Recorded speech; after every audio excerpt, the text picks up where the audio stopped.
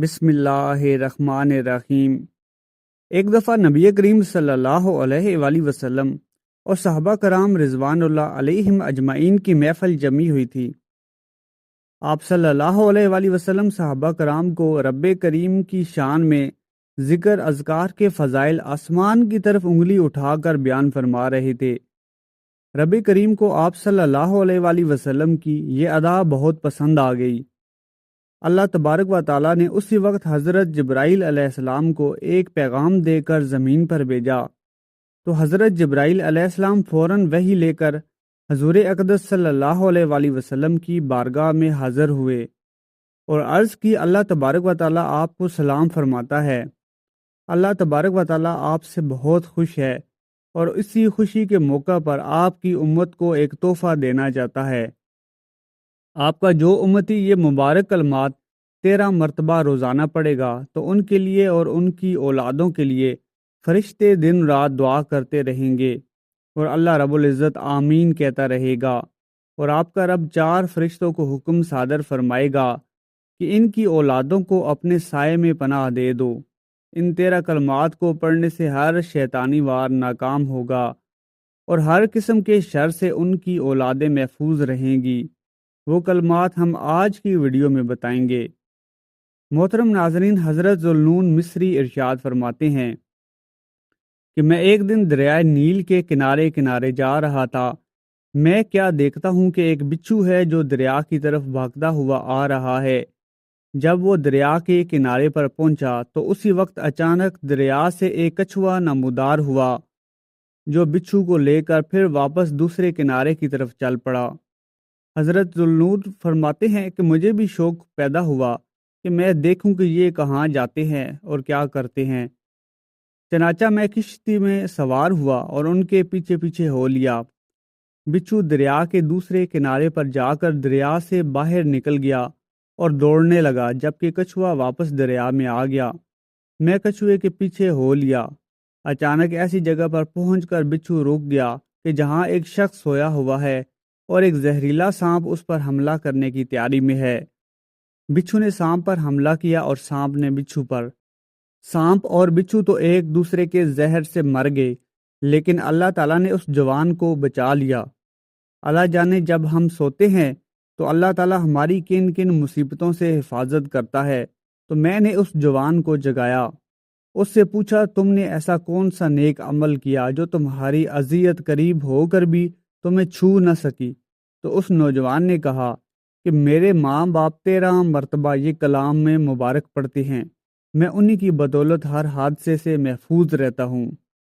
وہ کلام آگے جا کر اپنے محترم ناظرین کو بتائیں گے۔ جب حضرت جبرائیل علیہ السلام نبی کریم صلی اللہ علیہ وآلہ وسلم کی محفل میں حاضر ہوئے اور آپ صلی اللہ علیہ وآلہ وسلم سے گفتگو کی تو تمہیں اس پر تعجب نہیں کرنا چاہیے، کیونکہ ہر پیغمبر کو اس کے مقام و مرتبے کے مطابق حق تعالیٰ نے معجزات عطا فرمائے ہیں۔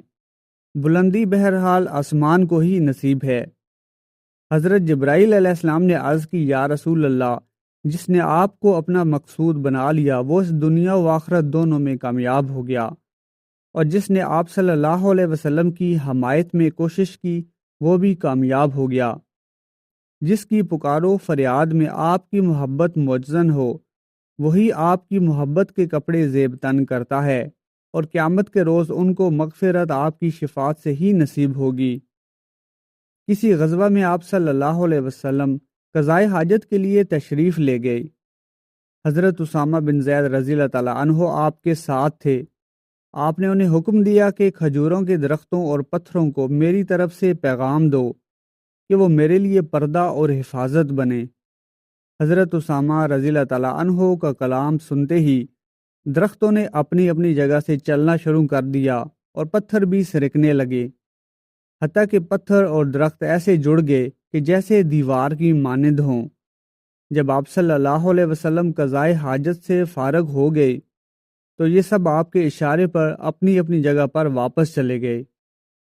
ایک مرتبہ ببول یا بیری کا درخت سلام کے لیے حاضر ہوا، آپ کا طواف کیا اور واپس اپنی جگہ چلا گیا۔ حضرت عبداللہ بن مسعود رضی اللہ تعالیٰ عنہ سے ایک حدیث مروی ہے کہ جنات نے آپ صلی اللہ علیہ وسلم سے عرض کیا، آپ کے دعوے نبوت اور رسالت کی گواہی کون دیتا ہے؟ آپ نے فرمایا، فلاں درخت۔ وہ درخت آپ کی بارگاہ میں جڑوں سمیت زمین چیرتا ہوا حاضر ہوا اور اس کے چلنے سے آواز سنائی دے رہی تھی۔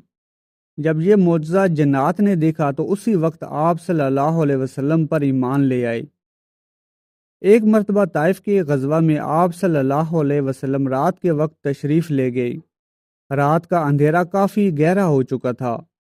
آپ کے راستے میں بیری کا درخت آ گیا تو جب آپ اس کے قریب پہنچے تو وہ درخت خود بخود دو ٹکڑے ہو گیا اور آپ کا راستہ صاف کر دیا۔ تھوڑا سا سفر اور طے کیا تو آپ صلی اللہ علیہ وسلم نے ایک وادی میں ایک درخت کی ٹہنی کو آواز دی تو آپ کی حکم کی تعمیل میں زمین کو چرتی ہوئی حاضر ہو گئی۔ اللہ تعالیٰ کی قدرت سے جو دینے والا اور روکنے والا ہے، وہ آپ کے پاس رکی رہی، پھر آپ نے اسے واپسی کا حکم دیا تو وہ چلی گئی۔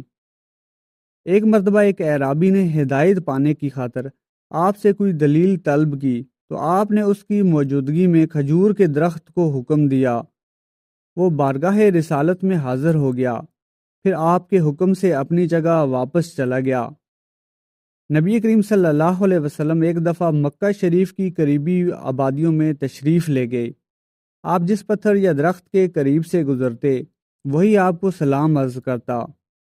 جب حضرت جبرائیل علیہ السلام آپ کی رسالت کے اعلان کا پیام لے کر حاضر ہوئے تو وہ جس راہ سے بھی گزرتے تو پتھر اور درخت انہیں مبارکباد دیتے اور سلام عرض کرتے۔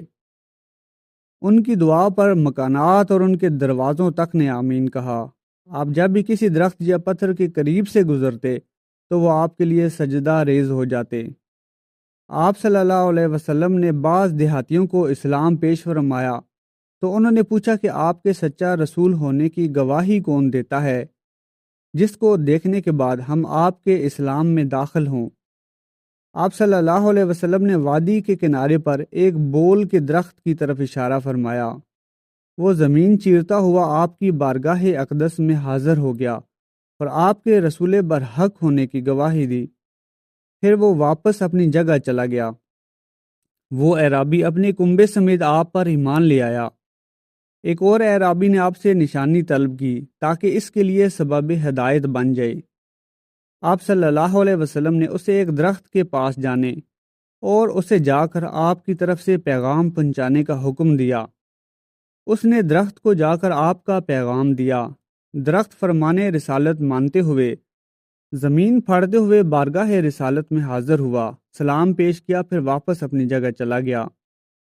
نبی کریم صلی اللہ علیہ وسلم کا ایک معجزہ یہ بھی تھا کہ آپ کی مسجد یعنی مسجد نبوی کی چھت کھجور کے خوش درختوں پر کھڑی تھی۔ آپ جب خطاب فرماتے تو ان میں سے ایک کے تنے کے ساتھ ٹیک لگا لیا کرتے تھے جو سب کا جانا پہچانا تھا۔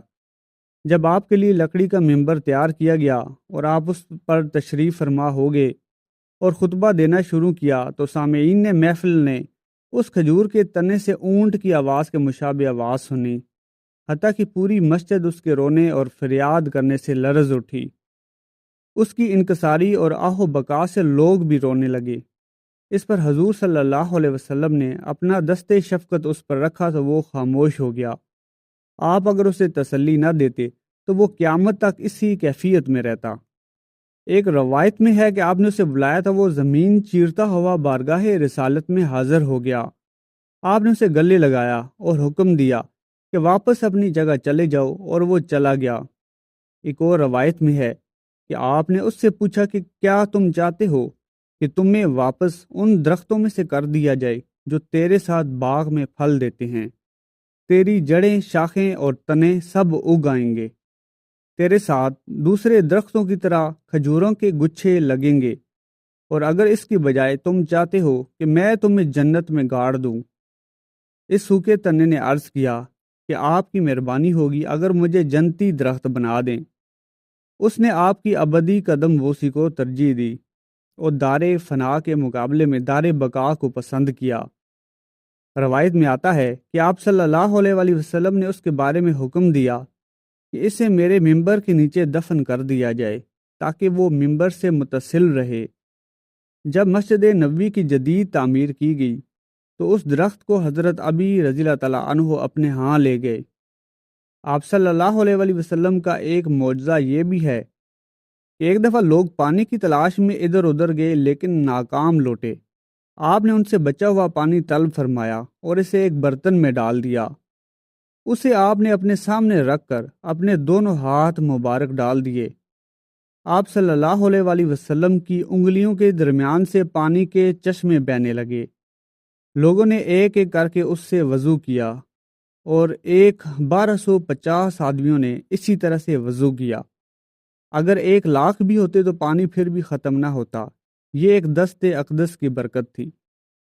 غزوہ تبوک میں کچھ لوگ ایک چشمہ کی طرف گئے، دیکھا تو اس میں تھوڑا سا پانی چمک رہا تھا جو چشمے کا 10واں حصہ بھی نہ تھا۔ آپ صلی اللہ علیہ وآلہ وسلم نے اس سے اپنا چہرہ مبارک دھویا اور ہاتھ بھی دھوئے اور پھر حکم دیا کہ استعمال شدہ پانی دوبارہ چشمے میں ڈال دیا جائے۔ جب ایسا کیا گیا تو اس چشمے سے اس قدر زیادہ پانی بہہ نکلا جس سے پورا لشکر سیراب ہو گیا۔ آپ کی برکت سے سب کی پیاس بجھ گئی اور لشکر خوش و خرم ہو گیا۔ اس وقت اس کا پانی 14 ہاتھ تھا، لوگوں نے اس کا ایک قطرہ بھی نہ چھوڑا۔ نبی کریم صلی اللہ علیہ وآلہ وسلم اس کے کنارے پر بیٹھ گئے، خود بھی دعا کی اور موجود لوگوں سے بھی دعا کرائی۔ دعا کے ساتھ ہی وہ کنواں ایک دریا کی طرح یا ایک موسلا دھار بادل کی طرح پانی سے جوش مارنے لگا۔ سب سیر ہو گئے، حتیٰ کہ انہوں نے وہاں ڈیرے ڈال دیے۔ بنی اسرائیل کا ایک آدمی جو ہر برائی کو شوق سے کیا کرتا تھا، شراب پیتا، بدکاری کرتا، حتیٰ کہ بنی اسرائیل کے لوگوں نے اس کی موت کے لیے بد دعائیں کی تھیں، اور وہ اپنی زندگی جی کر جب مرا تو بنی اسرائیل کے لوگوں نے اس کی لاش کو ایک بدبودار جگہ پر پھینک دیا۔ اسی وقت حضرت موسیٰ علیہ السلام پر وحی نازل ہوئی اور حق تعالیٰ نے فرمایا کہ اس بندے کی کفن دفن کا انتظام کیا جائے۔ حضرت موسیٰ علیہ السلام نے اس کے کفن دفن کا انتظام کیا۔ جب اس قضیے سے حضرت موسیٰ علیہ السلام فارغ ہوئے تو رب تعالیٰ سے عرض کی کہ اے حق تعالیٰ، وہ تو ایک شرابی، زانی اور بدکاری کرنے والا شخص تھا۔ بنی اسرائیل کی قوم اس کے گناہوں کی وجہ سے بہت تنگ تھی۔ اس نے ایسا کیا عمل کیا تھا کہ حق تعالیٰ نے مجھ کو اس کے کفن دفن کا حکم دیا۔ اللہ تعالیٰ نے فرمایا، اے موسیٰ، تو نہیں جانتا، ایک مرتبہ وہ شراب پی کر جہاں تمہاری قوم نے اس کو پھینکا تھا، یعنی بدبودار جگہ پر، وہ وہاں سے گزرا تو ایک صحیفے یا اوراق پر لکھا تھا، جو آخری نبی حضرت محمد صلی اللہ علیہ وآلہ وسلم پر درود شریف پڑھ لے گا وہ جنت میں جائے گا۔ تو اس نے میرے محبوب پر درود شریف پڑھا تھا، مجھے کیسے گوارا تھا کہ وہ جہنم میں جائے۔ اس کی ذات اقدس پر درود شریف پڑھنے کی فضیلت بھی بیان تھی۔ جب اس نے اوراق پڑھا تو آپ پر درود شریف بھی پڑھ دیا تو وہ شخص جہنم سے خلاصی پا کر جنت پا گیا۔ درود شریف پڑھنے والے پر اللہ تعالیٰ کی رحمتیں برستی ہیں۔ اس کے فرشتے درود شریف بھیجنے والے کے لیے سلامتی کی دعائیں کرتے ہیں، اور نبی کریم صلی اللہ علیہ وآلہ وسلم درود شریف کا جواب عطا فرماتے ہیں۔ درود شریف سے اعمال پاکیزہ، دل صاف، درجات بلند اور گناہ معاف ہو جاتے ہیں، اور نامہ اعمال میں احد پہاڑ کے برابر ثواب لکھا جاتا ہے۔ خصوصاً کثرت سے درود شریف پڑھنے والے کو اللہ تعالیٰ کا قرب، نبی کریم صلی اللہ علیہ وسلم کی زیارت نصیب ہوتی ہے، حتیٰ کہ حضور اقدس صلی اللہ علیہ وسلم کی شفاعت، عرش کا سایہ، حوض کوثر کی جام اور جہنم سے چھٹکارا ملے گا۔ کثرت سے درود شریف پڑھنے والے کی دنیا و آخرت کے تمام کام پورے ہو جاتے ہیں۔ مال و دولت میں برکت، مصیبتوں و فکر سے نجات، نیکیوں سے محبت، دشمنوں پر فتح و نصرت نصیب میں لکھ دی جاتی ہے۔ کثرت سے درود شریف پڑھنے والے کی اولاد ہر قسم کی مصیبت سے محفوظ رہتی ہے، اسے قیامت کی دشواریوں سے جلد نجات اور رسول اللہ صلی اللہ علیہ وسلم کا سب سے زیادہ قرب حاصل ہوگا۔ ایک مرتبہ نبی کریم صلی اللہ علیہ وآلہ وسلم اور صحابہ کرام کی محفل سجی ہوئی تھی۔